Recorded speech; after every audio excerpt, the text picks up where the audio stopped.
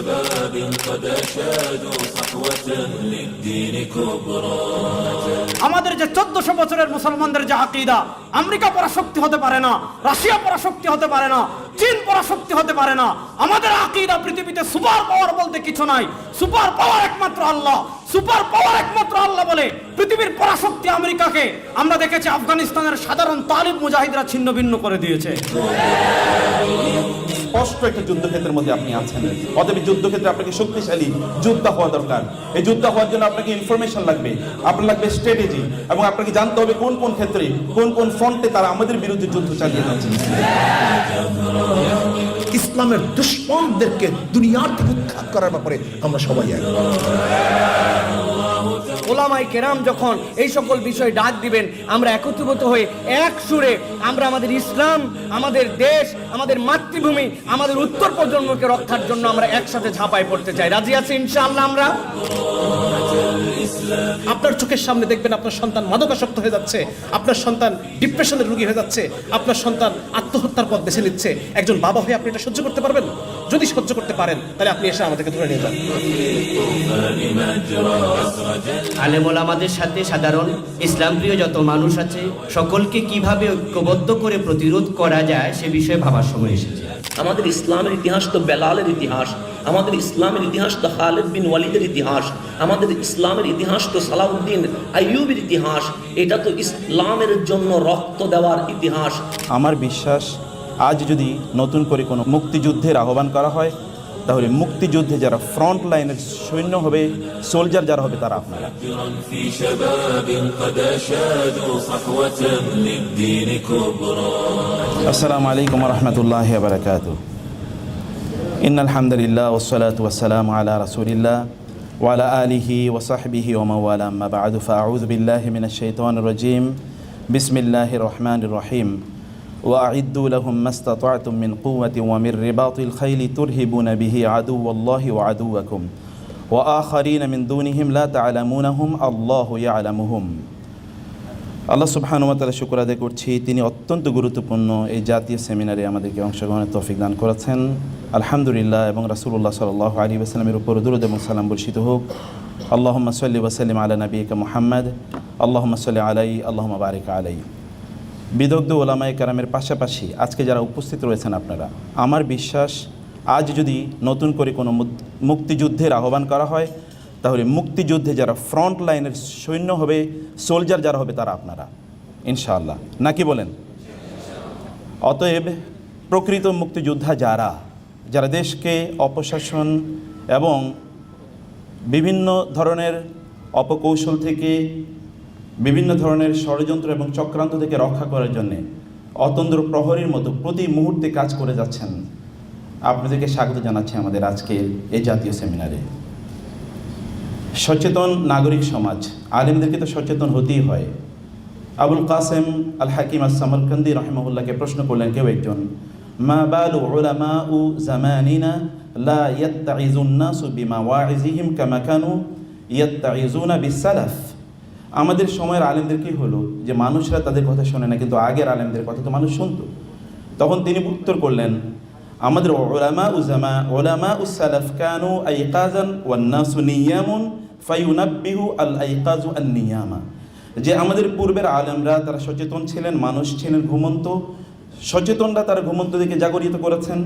আর ওয়া উলামা জামানিয়া নিয়ামুন ওয়ান নাসু মাউতা ফাকাইফা ইউকিজু আন নিয়াম ওয়াল মাউতা।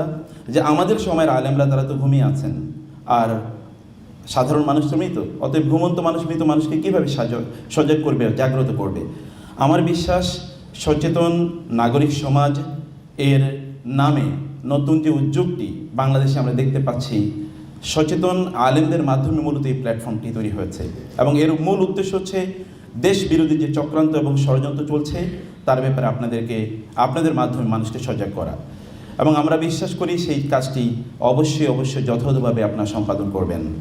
সম্মানিত ভাইয়েরা আমার, আমাদের এই দেশটির যদি ভৌগোলিক সীমারেখার দিকে তাকাই, তাহলে দেখব আমরা এমন একটি জায়গায় আছি, স্ট্র্যাটেজিক্যালি একদিকে ইম্পর্টেন্ট, কিন্তু চারিদিকে যদি আপনি দেখেন 1000 কিলোমিটারের মধ্যেও কিন্তু কোনো মুসলিমদের বা মুসলিম রাষ্ট্রের অস্তিত্ব নাই। ফলে আমরা একটি ভয়াবহ জায়গায় একটা আছি। ফলে এই জায়গাটিকে কেন্দ্র করে স্ট্র্যাটেজিক্যালি অনেক ধরনের চক্রান্ত এবং ষড়যন্ত্র আছে। সেই ষড়যন্ত্রগুলো 1500 বছর আগে কোরআন যেভাবে চিত্রিত করেছে, আমাদের নবী, প্রিয় নবী মুহাম্মদ রাসূলুল্লাহ সাল্লাল্লাহু আলাইহি ওয়াসাল্লাম যেভাবে ফেস করেছেন, ঠিক এক্স্যাক্টলি একই চক্রান্ত এবং ষড়যন্ত্র আমাদেরকে কেন্দ্র করে বুনিত হয়েছে। এবং এর মধ্যে দেখবেন রাসূলুল্লাহ সাল্লাল্লাহু আলাইহি ওয়াসাল্লামের যুগে ইহুদিরা যে কাজগুলো করেছিল, ঠিক একই কাজ এখনও চলছে।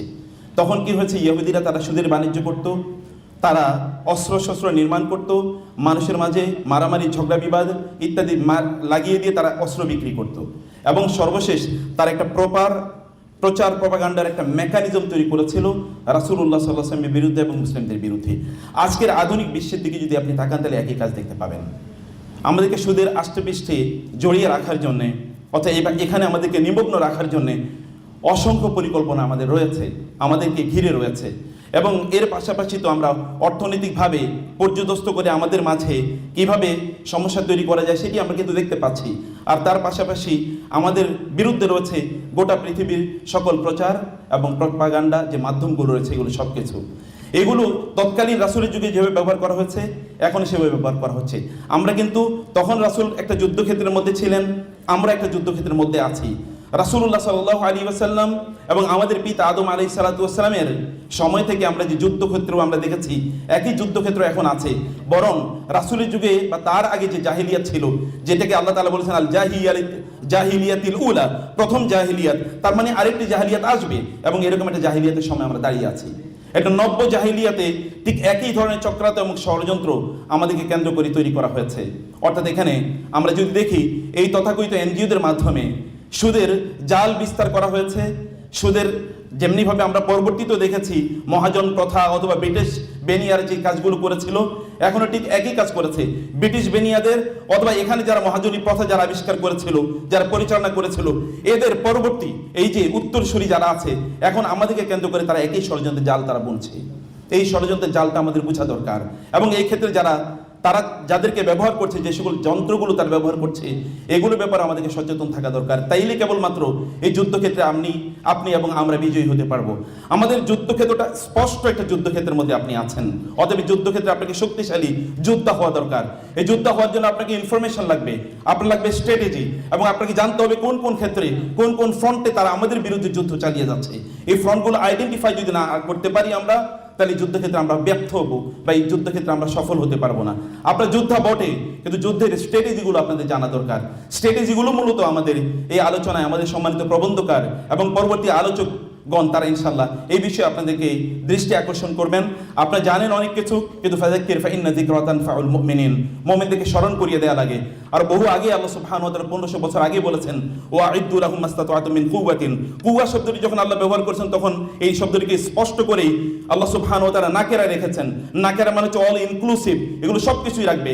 এবং অমিন রিবাতুল খাইলি, যেই সময় আল্লাহ সুবহানাহু ওয়া তাআলা বলেছেন রিবাতুল খাইল রাখার জন্য, সেই সময় মক্কার মুসলিমরা মদিনায় হিজরত করে গিয়ে তারা এমনি তো তাদের কোনো অর্থ সম্পদ ছিল না, কারণ এগুলো সব তারা মক্কায় রেখে গিয়েছেন।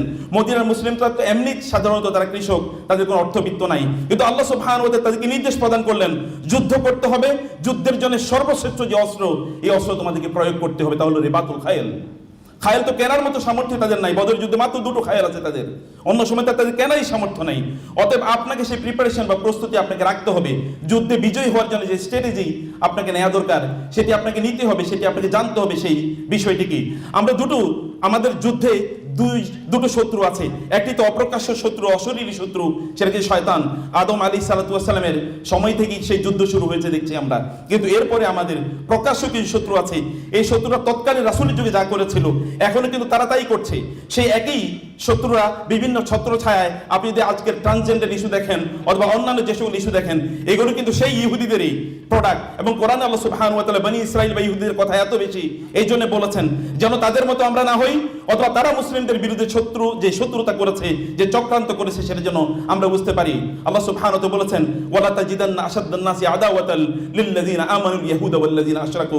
সত্যিকার অর্থে ঈমানদারদের সবচেয়ে বড় শত্রু হচ্ছে যেই সকল ব্যক্তিরা পিওর মুশরিক, অর্থাৎ যারা সত্যিকার অর্থে মূর্তি পূজা করে, যারা সত্যিকার অর্থে শিরকের মধ্যে নিমজ্জিত তারা, এবং ইহুদিরা আল্লাহ তাআলা বলেছেন, 1 নম্বর ইহুদিদের কথা আল্লাহ তাআলা বলেছেন।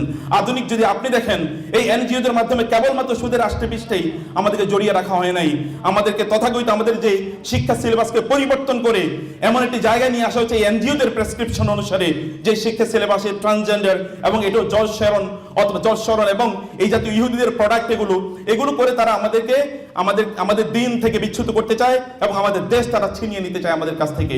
প্রিয় ভাইরা, সেই বিষয়গুলো আপনাদেরকে আজকে আলোচনায় নিয়ে আসা হবে। আমাদের সম্মানিত প্রবন্ধকার তার বিস্তারিত আলোচনায় তিনি এই বিষয়গুলো নিয়ে আসবেন। আমি এই জন্য সম্মানিত প্রবন্ধকারকে এখন আসতে অনুরোধ করব। এই সময়ের সবচেয়ে বিদগ্ধ আলেমে দ্বীন, আমাদের সকলেরই মাথার তাজ, বিশিষ্ট লেখক, গবেষক এবং বিদগ্ধ আলেমে দ্বীন জনাব ডক্টর আফম খালেদ হোসাইন হাফিজাহুল্লাহকে সম্মানিত উস্তাদ তিনি আসবেন, তার প্রবন্ধ উপস্থাপন করবেন, আপনি জিনিসগুলো বুঝবেন এবং এখান থেকে যখন যাবেন আপনারা, তখন যেন আপনারা সত্যিকার অর্থে অস্ত্রে সমজ্জিত, যেই অস্ত্র আমাদের দরকার, ইনফরমেশনের অস্ত্র, নলেজের অস্ত্র, প্রস্তুতির অস্ত্র, এটি নিয়ে যেন আপনারা প্রস্তুতি থাকতে পারেন। যুদ্ধক্ষেত্রের সামনে সেখানে আপনাকে যুদ্ধ করতেই হবে। আল্লাহ সুবহানাহু ওয়া তাআলা আমাদেরকে সত্যিকার যোদ্ধা হিসাবে রেবাতুল খাইলের সে প্রস্তুতি নেওয়ার তৌফিক দান করুন। আল্লাহুম্মা আমিন। ওয়াসসালামু আলাইকুম ওয়া রাহমাতুল্লাহি ওয়া বারাকাতুহু।